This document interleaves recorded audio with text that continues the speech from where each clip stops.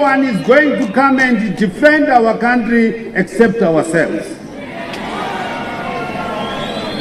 A loud and clear no to corruption by whomsoever.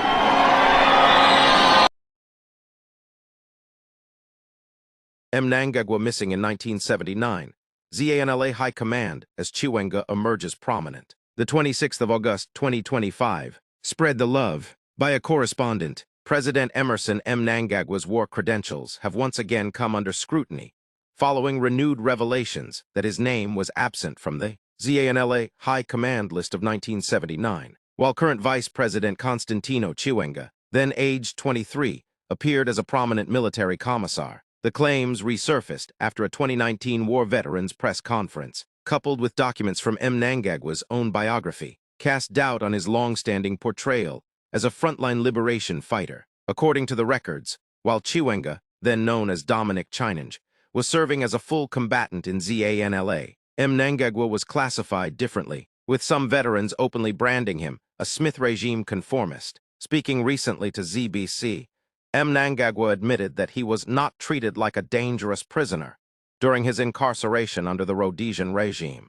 even recalling how he was housed in sections that included female inmates. His statement has fueled suspicions that he was never considered a high-risk guerrilla operative. Former State Security Minister Didymus Mutasa reinforced these doubts in an interview with ZIM-I, saying he was always doubted. How could Mnangagwa have bombed anything and yet be transferred across inferior prisons if he had committed crimes of that magnitude? Official conviction and sentencing documents from his biography reportedly show no involvement with explosives, contradicting his repeated claims of carrying out sabotage missions during the Liberation War. Critics now argue that Mnangagwa was part of a group of Rhodesian-era figures, such as businessman Philip Chiwenga, who operated more as collaborators than combatants. At a 2019 presser, war veterans described Mnangagwa as a Smith mercenary, further alleging that his celebrated liberation history was exaggerated. A war veteran said at the event, "He was in the class of the BSAP reservist Philip Chiwenga.